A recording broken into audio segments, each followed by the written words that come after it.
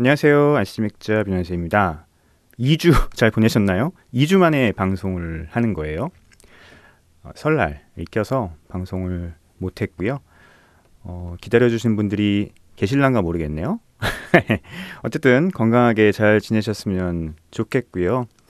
이제 2월입니다. 이야, 2023년이 1월이 끝났네요. 와, 강북 쪽에서 뭐 좀 전통적인 전통 펍을 얘기하자면 뉴타운 정도를 꼽을 수 있습니다. 저쪽 강 밑에 쪽에서는 당연히 링고가 될 것이고, 강북 쪽에서는 뉴타운이 제가 생각하기에는 가장 정통 펍이 아닌가라는 생각이 드는데, 그러니까 정통 펍이라고 하는 것은 맥주의 어떤 종류를 비롯해서 여러 가지 구성들 자체가 이제 펍에 굉장히 가까운 펍인 곳을 얘기를 하죠. 근데 6주년이나 됐어요. 제가 예전에 상암동에서 플라츠라고 하는 가스트로펍이죠.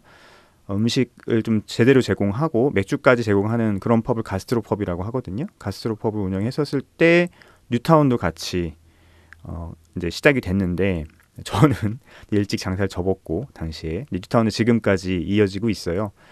굉장히 오래된 것 같은데 6년밖에 안 됐네. 그래서 좀 일찍 가서 뭐 축하해주고 그러면 좋은데, 저도 토요일 날 마감을 하고 불이 나게 좀 가서 뭐 주는 맥주 맛있게 먹고, 그리고 이제 뭐 좀 놀다 왔는데, 그래서 오랜만에 그 신촌 뉴타운 가서 공짜 맥주 얻어 마시면서 축하도 좀 해주고, 7주년 때는 우리 좀 제대로 좀 해보자. 우리 협회 또 조건국 대표가 저희 협회 정회원이기 때문에 좀 저희 협회에서도 7주년에는 조금 많이 도와줄 수 있는 그런 어떤 것을 만들어 보자. 뭐 이렇게 얘기를 하고 왔습니다. 그 독립맥주공장도 올해 이제 5주년이에요. 예, 횟수로 5주년인가? 하여튼 5주년입니다. 2018년에 만들어졌거든요. 그리고 지금 5주년이니까 그래도 나름 먹고 살아왔습니다. 그래서 독립맥주공장도 5주년 뭐 해야 되나? 뭐 이런 고민들이 좀 있고, 언제가 창립기념일이지? 뭐 이런 생각도 좀 있는데, 어쨌든 좀 확인을 해서 저희도 문제가 좀 해봐야 되지 않나 뭐 생각이 좀 드네요. 원타임 핫뜨거 오랜만에 들었습니다. 맥주 뉴스 전에 저희 협회 뉴스도 있습니다. 저희 비오도슨트가 드디어 연세대학교에서 다시 오픈이 되고요. 연세대학교 2018년, 2019년 2년 동안 저희가 연세대학교에서 했었는데 코로나 때문에 저희가 못했었죠. 근데 다시 저희가 연세대학교로 왔고, 연세대학교 미래교육원이 새로 신축을 했어요. 2021년에. 기가 막힙니다. 아주 기가 막힙니다. 너무 좋아요. 제가 예전에 미래교육원 제가 기억하거든요. 단층에 정말 굉장히 오래된 건물이었는데 그 자리에 신축을 하고 또 주위의 그 환경이 거기에 맞게 바뀌어서 너무 좋아졌습니다. 그리고 맥주 교육하는 공간도 제가 가봤는데 정말 국내 최고의 맥주 교육하는 환경이 아닐까라는 생각이 듭니다. 자부심을 가질 수 있는 그런 맥주 교육 환경이고요. 또 저희가 이번에는 그 비오도슨트 파운데이션이 아니고 비오도슨트 파운데이션과 어드밴스 통합과정을 개설을 했어요. 연세대학교에서만 진행하는. 그래서 이번에 저희 교육과정을 들으시면 비오도슨트 1급 과정, 1급 자격증을 얻으실 수 있습니다. 저희는 국내 최초의 맥주 민간 자격증이죠. 한국직업능력개발원에서 개발원 번호를 갖고 있고요. 민간 자격증이기 때문에 아마 굉장히 다양한 곳에서 영향력을 발휘하지 않을까 생각되고, 실제 그렇게 영향력을 발휘하고 있는 분들도 계시고요. 환경뿐만 아니라 이번에 저희 맥주 강사진들도 정말 국내에서는 내노라 하시는 분들 모셨고, 물론 저희 이제 협회원들입니다. 그리고 커리큘럼도 통합과정에 맞춰서 조금 변경, 리뉴얼을 좀 했습니다. 그래서 정말 후회하지 않으실 수 있을 것 같아요. 맥주 정말 제대로 된 맥주 교육을 받고 싶으신 분이라고 하면 이번에 연세대학교에서 열리는 비오도슨트 과정을 놓치지 말아주시고요. 다음 주부터 수강 신청을 받아요. 연세대학교 평생교육원에서 직접 수강 신청을 받고 물론 수강 신청에 관한 부분들은 이제 평생교육원에 미리 예약을 하시면 아주 자세하고 친절하게 설명을 해 드릴 겁니다. 이번에 꼭 놓치지 마시고요. 교육비는 100만 원이에요. 100만 원. 저희는 어드밴스드 교육비가 100만 원이었거든요. 그러니까 저희는 뭐 교육비를 더 올리는 거 없이 똑같이 받고 재료비가 한 10만 원 정도 추가적으로 있습니다. 그리고 교육 과정은 한 15주. 똑같죠? 저희 이제 3학점짜리랑 똑같아요. 3시간 15주니까 일반 그 대학 학점 과정에서 3학점짜리 과정이라고 보시면 될 것 같고요. 수료식도 저희가 정말 연세대학교 학점 과정에 버금가는 그런 수료식을 저희가 진행을 하고 연세대학교에서 진행해 주시고 또 연세대학교 발급되는 연세대학교 수료증도 함께 발급이 됩니다. 이번 교육 과정은 정말 국내에서 어디서도 하실 수 없는 그런 맥주, 저는 이제 고품격 맥주 교육 과정이라는 말을 붙였는데 좀 식상하긴 하지만 그게 사실입니다. 정말 고품격 맥주 교육 과정, 맥주 전문가가 될 수 있는 그런 길을 이번에 연세대학교 비어도센트에서 꼭 들어주셨으면 좋겠습니다. 원하시는 분들은 후회하지 않으실 거예요. 저희 비어도센트 교육과정 듣고서는 후회하시는 분들 거의 못 봤습니다. 그리고 또 하나 말씀드릴 뉴스는 저희가 불어리 투어를 다시 시작하잖아요. 첫 번째 투어가 3월 달에 있을 예정이에요. 3월 이제 아직 정확하게 정해지진 않는데 아마 3월 셋째 주 토요일인가? 뭐 그럴 겁니다. 그래서 이제 그 투어 일정이 정해지면은 다시 알려드릴 건데 저희 불어리 투어 정말 저도 거의 다 가봤지만 후회하지 않는 그런 경험을 하실 수 있거든요. 국내에서 불어리 투어를 하실 수 없어요, 개인이. 뭐 불어리 투어 코스가 있는 곳에서는 하실 수 있겠죠. 특히 이제 유료로 뭐 제주 맥주 같은 경우는 가능하죠. 그런 곳들이. 그런데 그런 투어 코스가 없는 곳은 일반인들을 양조장 안으로 들여보내지 않습니다. 뭐 굉장히 당연한 거죠. 뭐 공장에 아무나 들여보낼 수 없죠. 그죠? 그런데 저희 협회에서는 이제 협회이기 때문에 또 저희 네트워크가 있기 때문에 이제 같이 공장 내부 투어도 돌고 설명도 듣고 그 브루어리의 국내 이제 크래프트 브루어리가 될 것인데요. 그 크래프트 브루어리의 역사나 그 다음에 어떤 철학 이런 것도 직접 대표님이나 혹은 양조사님한테 설명을 듣고 또 양조장에서 있는 맥주를 또 바로 시음을 하는 그런 기회도 같습니다. 이거는 정말 개인이 가서는 할 수 없는 일이에요.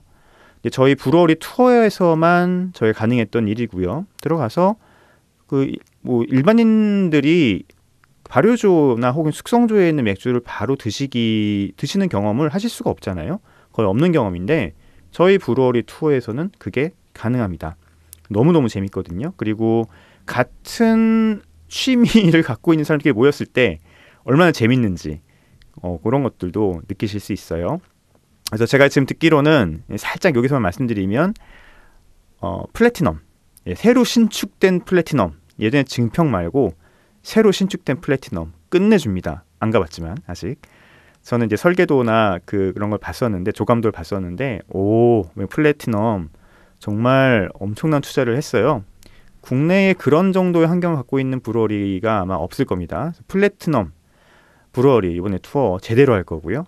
그 다음에 이제 BH라고 평택 브루어리 겁니다. 평택 브루어리 브루펍이죠. 브루펍에 가서 또 양조장 둘러보고 맥주도 마셔보고 뭐 이런 경험들을 해보려고 해요. 그래서 이번에 두 군데 플래티넘 브루어리와 그리고 평택 브루어리 두 군데를 가려고 하니까 놓치지 마십시오. 놓치지 않으셨으면 좋겠어요. 자, 이상 광고 해드렸고요. 자, 맥주 뉴스는 그냥 한 가지 주제가 지금 많이 이제 뉴스에 올라오는 것 같아요. 맥주 가격이 오른다는 거죠.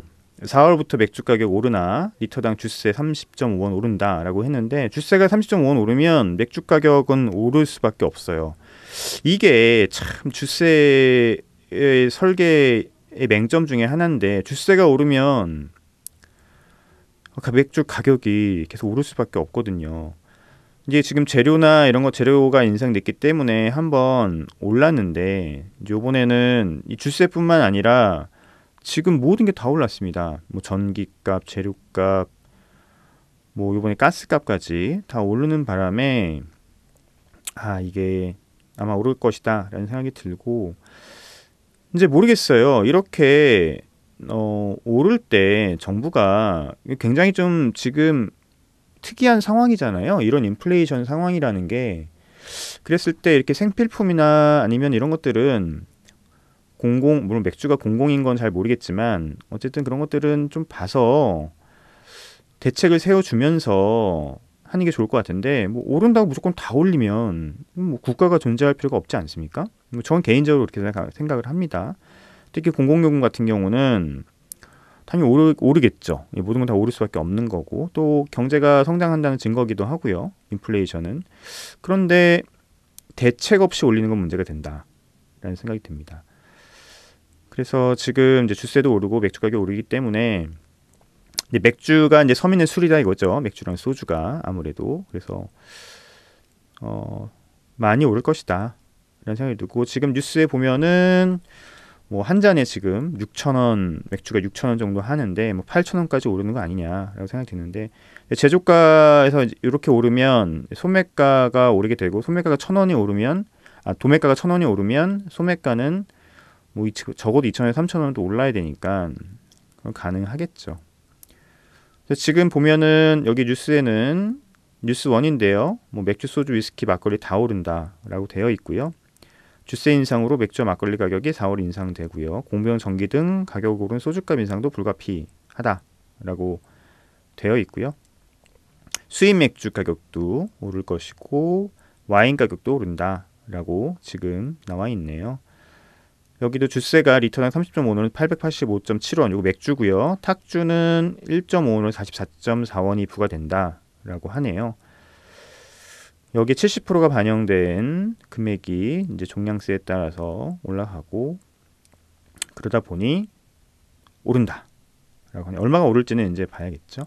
근데 제가 걱정하는 건 이겁니다. 이제 실제 이제 사업을 하는 입장에서는 가스 가격, 뭐 전기 가격 이런 것들이 올라 버리면 이게 일종의 부가세 오르는 거랑 똑같은 거거든요. 그러다 보니까 그러니까 부자나 아주 가난한 사람들이나 똑같이 가격이 올라 버리는 거는 어쨌든 전체 국민들의 가처분 소득을 마이너스 시키는 거거든요. 돈이 아주 많은 사람들은 상관이 없어요. 뭐 그 정도 똑같이 내려가는 거니까, 뭐 몇십만 원 올라가는 거니까, 그죠? 내려가는 게 올라가는 거니까. 그런데 이제 일반 서민층, 중산층에서는 뭐 가스 가격 10만 원, 20만 원 오르는 게 굉장히 부담이 되거든요. 그러면 들어오는 수입은 정해져 있고 나가는 비용이 늘어나기 때문에 이건 내가 줄일 수도 없는 거고, 특별히 그렇기 때문에 다른 소비를 줄일 수밖에 없어요. 가처분 소득이 줄어들기 때문에 소비를 줄이는 것밖에는 다른 대안이 없습니다. 그러면 어디서 소비를 줄이느냐? 뭐 당연하죠. 외식이나 맥주 사는 것이나 아주 필수적인 품목이 아닌 곳에서 소비를 줄이게 되는데, 이게 전체적인 경제에는 문제가 되는 거죠. 저도 이제 걱정했던 게 그건데, 제가 소매업으로 맥주를 팔고 있으니까 이런 것부터 줄이거든요. 그리고 뭐 5만 원 먹을 거 한 3만 원만 먹고 나가고, 이 기본적으로 이런 어떤 패턴들이 진행이 되면은 경제가 침체될 수밖에 없습니다. 그리고 불황이 이제 장기화될 수밖에 없는 거죠. 이런 것에 대한 대책은 있느냐라고 하는 게 가장 고민인 부분이고요. 코로나 같은 경우는 직접 지원금을 통해서 어쨌든 막힌 혈이 뚫리긴 했었거든요. 일반 소매업이나 이런 부분들에서는, 물론 전체 소매업이 그런 건 아니지만 일반 음식점처럼 정부의 규제로 피해를 입은 것에 대한 정당한 보상을 그래도 만족하진 않지만 해줬단 말이죠. 그래서 경기가 침체되는 것을 막았는데, 제가 봤을 때는 3, 4월 넘어가면 굉장히 불황이 장기화될 것 같다. 그랬을 경우에 우리는 어떻게 해야 할 것이냐, 뭐 이런 것들이 고민인 거죠. 특히 맥주업계나 이제 술업계에서는 이제 이런 것들이 큰 고민이 될 것입니다. 뭐 와인 같은 경우도 아주 비싼 와인을 취급하는 아주 비싼 채널에서 맥주를, 뭐 와인이나 위스키를 파는 곳은 조금 걱정이 덜할 것이에요. 왜냐하면 그런 곳들은 타겟층 자체가 뭐 아주 돈이 많으신 분들이기 때문에.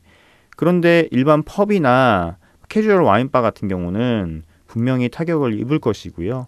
이랬을 경우에 어떻게 이제 우리가 대응을 할 수 있는지 이런 것들이 고민인 거죠. 아마 버티지 못하시는 분들은 문을 닫을 것이고요.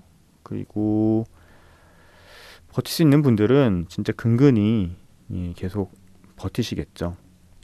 뭐 저도 일단 계속 근근히 버텨야 될 텐데 뭐 이래저래 걱정이 많습니다. 원래 사업은 걱정이 많이 해야 되는 그런 것이니까요.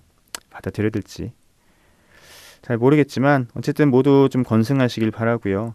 맥주업계 올해는 확실히 힘들어질 것 같아요. 확실히 힘들어질 것 같으니까 그 안에서도 뭔가 계속 생존을 할 수 있는 좀 대책들을 마련했으면 좋겠고, 또 같은 고민을 하는 사람들끼리 좀 모여서 이런 얘기들을 해보는 것도, 그런 장을 만들어 보는 것도 나쁘지 않지 않을까라는 생각이 드네요.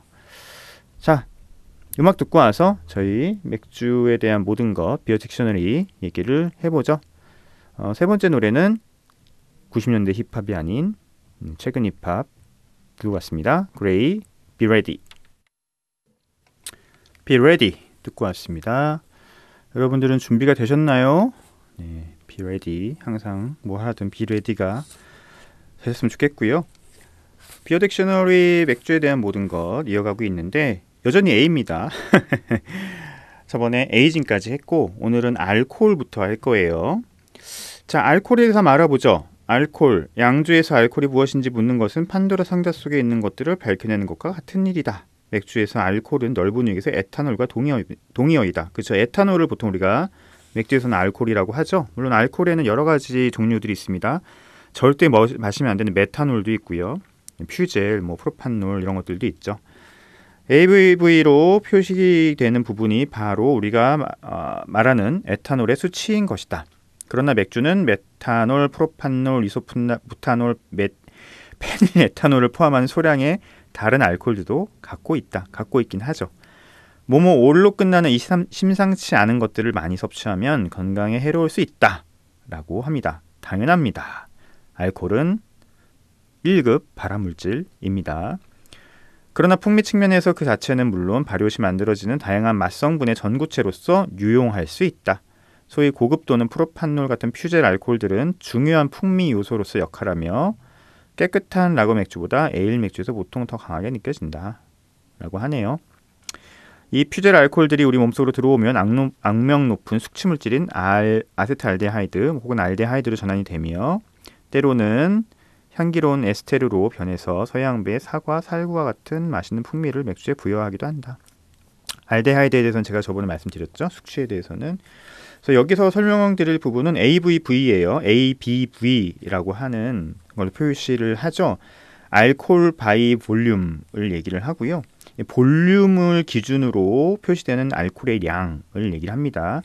왜냐하면 우리가 이제 밀리리터, 리터 이게 볼륨을 나타내는 단위잖아요. 근데 ABW도 있어요. 요거는 알코올 바이 웨이트라고 해가지고 질량을 기준으로 하는 알코올 표기 방법이거든요. 거의 쓰지 않죠. 미국에서는 일부 쓰기도 하는데 이걸 쓰는 이유는 다르기 때문이에요. 그러니까 볼륨, 알코올의 비중이 0.8이거든요. 그러니까 물이 비중이 1이잖아요. 1을 기준으로 했을 때 0.8이라는 거예요. 또 가볍죠. 그리고 수용성이고 그래서 이게 볼륨으로 표시한 것과 질량으로 표시한 것이 다릅니다. 질량으로 알코올을 표시했을 때 하기 위해서는 요 ABV에서 곱하기 0.8을 해야 ABW가 돼요. 왜 그렇게 하느냐? 그렇게 하면 알코올 도수가 더 낮아 보이거든요. 사람들이 이게 ABV인지 ABW인지 잘 몰라요. 보지 않아요. 그냥 숫자만 보거든요.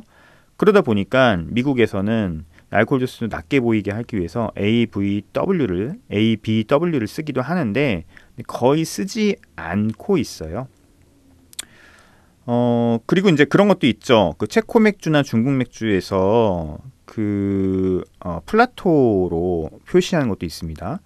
네, 그거 뭐 10플라토 이렇게 돼 있거든요. 10도인 줄 알아요. 근데 또 표시도 비슷해. 옆에 작은 동그라미 딱 있어가지고. 그런데 알코올 도수 그거는 이제 10도가 아니에요. 우리가 일반적으로 얘기하는 알코올 도수 10도가 아니고요. 그건 이제 플라토로 표시한 건데 보통 이제 10플라토가 한 4.2도 정도 됩니다. 4.2 AVV가 이제 시플라토 이렇게 표시되기 때문에 그것도 헷갈리시면 안 돼요. 왜 이렇게 쓰느냐? 옛날 표기 방법인데 그걸 안 고치고 있는 거죠. 특히 중국 맥주와 체코 맥주 일부에서 그렇게 되어 있기 때문에 그런 것들을 보시면 헷갈리지 않으셨으면 좋겠습니다. 이 알코올은 그 효모가 만들어내는 거죠. 네, 이스트가 만들어내는 것이고요. 이 이스트가 만들어내기 때문에 굉장히 흥미로운 물질입니다. 그 효모라고 하는 이 미생물이 그래서 굉장히 흥미로운 거죠. 다른 미생물에서 물론 이제 만드는 젖산균에서도 일부 만드는 젖산균들이 있긴 하지만 이 알코올만큼 이 알코올 생성 능력이 많지는 않거든요.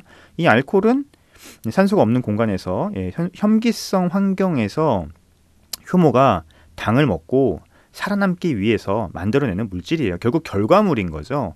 효모가 당을 먹고 산소가 없었을 때 당을 먹고 얘는 살아야 되잖아요. 그러니까 ATP를 만들어내야 되는데 극소량의 ATP를 만들어내고 내뿜는 물질이 바로 이산화탄소와 알코올인 거죠. 우리 인간은 그중에서 이산화탄소도 역시 우리가 사용하고 알코올도 사용하는 거죠. 효모는 정말 인류의 어떤 문명에 있어서 굉장히 중요한 미생물이고요.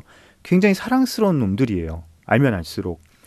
이산화탄소, 우리가 쓰는 뭐 콜라나 사이다에 들어간 이산화탄소 다 이렇게 나오는 겁니다. 얘네들이 만들어내는 거를 이제 포집해서 오는 거고요. 맥주에 있는 이산화탄소도 마찬가지죠.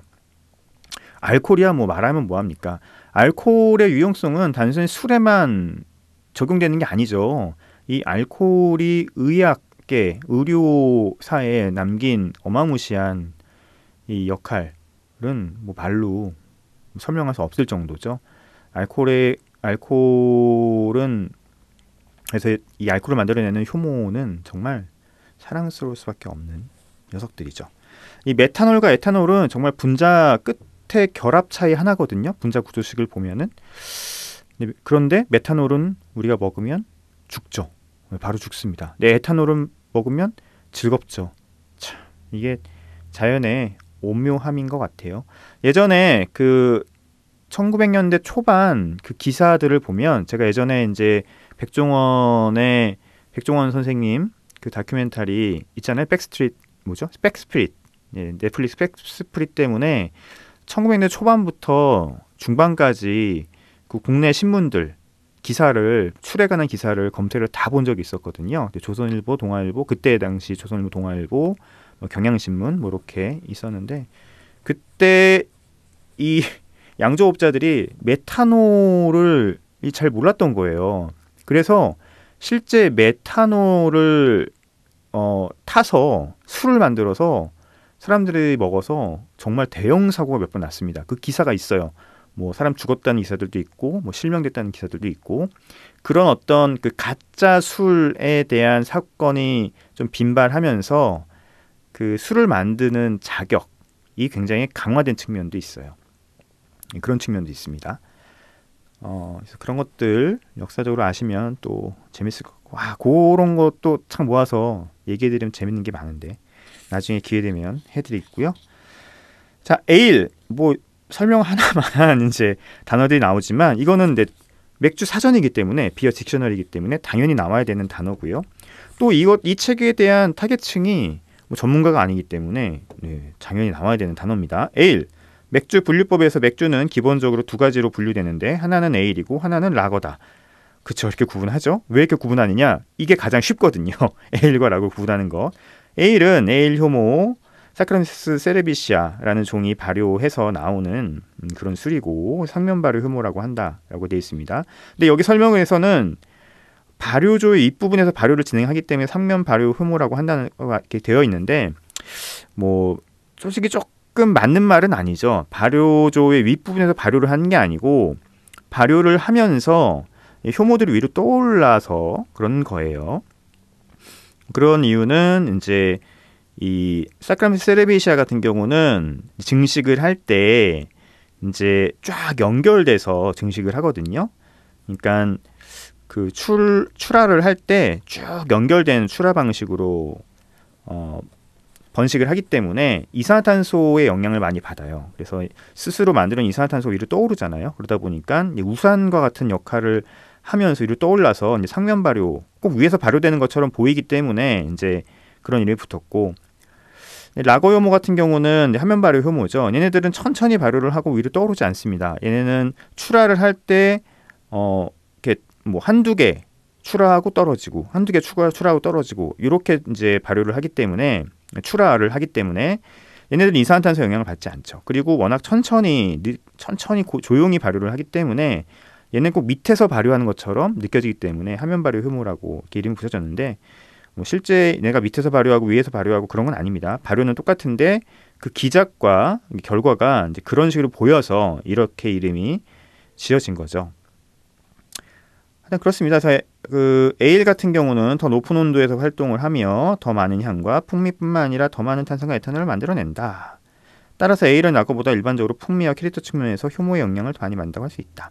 그러니까 에일과 라거의 가장 큰 특징은 효모인데요. 뭐 에일은 에일 효모가 만드는 거고 라거는 라거 효모가 만드는 거죠. 그런데 특징이 다르죠. 에일 효모는 조금 더 따뜻한 온도, 뭐 한 25도에서 20도에서 25도 정도에서 사이에서 활발하게 발효를 진행하고요. 그리고 가장 큰 특징은 에일 효모는 향을 만들어내요. 에스테르를 만들어냅니다. 라거 효모는 에스테르를 만들어내지 않습니다. 이게 가장 결과론적으로는 가장 큰 특징이에요. 그래서 에일 맥주와 라거 맥주를 구분하는 가장 큰 특징은 효모에서 만들어내는 향이 있느냐 없느냐예요. 그 차이가 가장 큰 차이입니다. 그 에일 효모가 만드는 향은 너무 많죠. 너무 많아서 뭐 사과, 배, 바나나 이런 것뿐만 아니라 여러 가지 뭐 벨기에 효모에서 만들어내는 레지너스 향이라든지, 그죠? 그다음에 스파이시한 향들, 후추향 같은 것들, 이런 것들 다 효모에서 나온 향들이 있고요. 그러나 라거 효모에서는 이런 향들이 나오지가 않아요. 물론 조금 더 들어가면은 이제 라거 효모가 에일 효모보다 더 많은 당을 섭취하는 뭐 그런 것들도 있긴 한데, 뭐 그런 것들은 뭐 너무 세부적인 걸 알 필요 없고요. 근데 그게 좀 다릅니다. 에일에 대해서 설명했습니다. 알파 애시드, 알파산이라고 되어 있죠. 이것도 얘기하면 굉장히 긴데 읽어볼까요? 홉의 루풀린, 홉송이 안에 있는 노랗고 끈끈한 물질에 존재하는 알파산은 맥주의 풍미에 중요한 역할을 한다. 그렇죠. 맥주 제조의 자비 혹은 끓임 단계에서 알파산은 이성화라고 불리우는 과정을 통해 이소알파산으로 변하는데, 이 이소알파산이 맥주의 쓴맛을 만든다. 그렇습니다. 알파산의 양은 홉의 종류에 따라 다양하며 보통 건조 홉의 중량 대비 퍼센트로 표시된다. 예를 들어 할러타우 같은 전통적인 노브롭은 2.5에서 5% 알파산을 갖고 있고, 친욱은 14%, 신욱 같은 경우는 미국 홉이죠. 미국 홉은 14% 알파산을 갖고 있다. 또한 알파산은 풍미적인 특성뿐만 아니라 맥주를 오염시킬 수 있는 박테리아의 성장을 억제하는 역할을 하기도 한다. 요거는 뭐 맞기도 하고 틀리기도 하고 그렇습니다. 자, 알파산을 설명하면 오늘 방송이 끝날 것 같은데, 알파산은 솔직히 수업 하나, 이것만 갖고도 수업 하나를 할 수 있는 그런 내용이에요. 알파산은 홉의 가운데에 보면 루풀린이라고 하는 게 있어요. 굉장히 노랗고 끈적끈적한 물질인데 향이 여기서 나오죠. 대부분의 향이. 이 루풀린은 뭐 여러 가지 이제 수지들이 있는 거죠. 경수지, 연수지, 그 다음에 홉 오일, 이렇게 향을 내는 홉 오일 여러 가지 것들이 있는데, 이 알파산은 수지에 있는 성분이에요. 애시드죠. 산이에요. 산. 근데 이 알파산이 왜 중요하냐면 이 알파산이 맥주의 쓴맛을 담당하는 부분이기 때문에 그렇습니다. 근데 이 알파산 자체보다는 이 이소알파산이라는 부분이 더 중요한데요. 이 알파산에 일종의 큰 충격을 주면 이성화라는 것을 해요. 이성화라는 것은 뭐냐면 분자의 종류는 똑같은데 충격에 따라서 분자의 구조가 바뀌는 거예요. 그걸 이제 이성화라고 합니다. 아이소머라이제이션이라고 하는데, 이 이성화가 되면 얘가 더 많은 쓴맛을 내요. 그러니까 이 알파산이라고 하는 물질이 충격을 받아서 이성화라는 화학적인 작용을 통해서 이소알파산으로 변하면 굉장히 높은 쓴맛을 냅니다. 그래서 맥주 양조 과정에 있는 게 바로 끓임 과정이에요. 이 끓임 과정, 100도씨 이상으로 끓임 과정이 바로 홉에 충격을 주는 거죠. 홉에 있는 또 알파산이 이 충격을 받아서 이소알파산으로 변하는 거예요. 그래서 이소알파산이 바로 맥주의 쓴맛을 담당합니다. 맥주의 쓴맛을 담당하는 거는 이제 아주 강하게 볶은, 강하게 구운 몰트의 영향도 일부 있지만, 제 생각에는 95% 이상 이 쓴맛은 이 이소알파산에 의해서 나오는 거고요. 그래서 색깔이 완전 밝아도, 완전히 밝은 맥주라도 정말 강한 쓴맛을 낼 수 있어요. 맥주의 색이나 이런 게 쓴맛과 크게 영향이 없다는 것, 연관이 없다는 것, 이런 데서 밝혀질 수 있죠. 그리고 이 홉은 이 알파산을 함량하는 그 홉의 종류가 다 달라요. 그래서 노브록 같은 경우, 할러타우나 뭐 퍼글스나 뭐 이스트켄트 골딩스 같은 경우는 이런 홉들을 대부분 이제 아로마 홉이라고 얘기를 하는데, 보통 알파산이 한 5% 정도 됩니다. 5%에서 7% 사이 정도 되고요. 이런 홉들은 알파산을 적게 갖고 있기 때문에 이런 홉으로는 쓴맛을 내는데 쓰지 않죠. 좀 비효율적이죠. 그죠? 그런데 여기서 얘기하는 이제 치눅 같은 홉들, 매그넘 같은 홉들은 대부분 10% 이상의 알파산을 갖고 있어요. 그래서 매그넘이나 치눅 이런 홉들은 대부분 쓴맛을 만들어내는데 사용되는 비터링 홉으로 사용을 합니다. 왜냐면 조금 더 효율적이니까, 적게 넣어도 높은 쓴맛을 내기 때문에 그렇죠. 하지만 요즘 양조 트렌드에서는 솔직히 이걸 특별히 구분하진 않아요. 뭐 치눅이나 뭐 매그넘도 아로마를 내는 드라이 호핑으로 잘 쓰기도 하고요. 그다음에 뭐 할라타운 같은 경우도 뭐 양조자의 철학에 따라서 쓴맛을 내는데 쓰기도 합니다. 저도 뭐 그렇게 왔다 갔다 쓰기도 하고요. 그래서 이소알파산 같은 경우는 굉장히 중요하죠. 중요하고 뭐 이제 얼마만큼의 이 이소알파산이 어떤 IBU를 갖느냐, 그러니까 IBU도 쓴맛으로 표시되느냐, 그 공식들도 있거든요. 그래서 대부분 그 공식에 따라서 IBU를 계산해내요. 그런데 실제 IBU와 이제 공식에 따라서 나오는 계산된 IBU가 다를 경우들이 꽤 있습니다. 뭐 이거는 양조의 환경이나 장비나 그때 만드는 양조의 스킬에 따라서 굉장히 달라지기 때문에 실제 종이에 적혀서 계산돼서 나오는 IBU와 실제 우리가 테이스팅을 통해서 나오는 IBU가 다를 수 있다. 여기까지만 말씀을 드려야겠네요. 많이 날씨가 왔다 갔다 하는데 이 기후에는 정말 개인적인 보온이나 그 다음에 뭐 코로나 조심하시는 수밖에 없는 것 같아요. 건강한 한 주 보내시고 다음 주에 또 뵙도록 하겠습니다.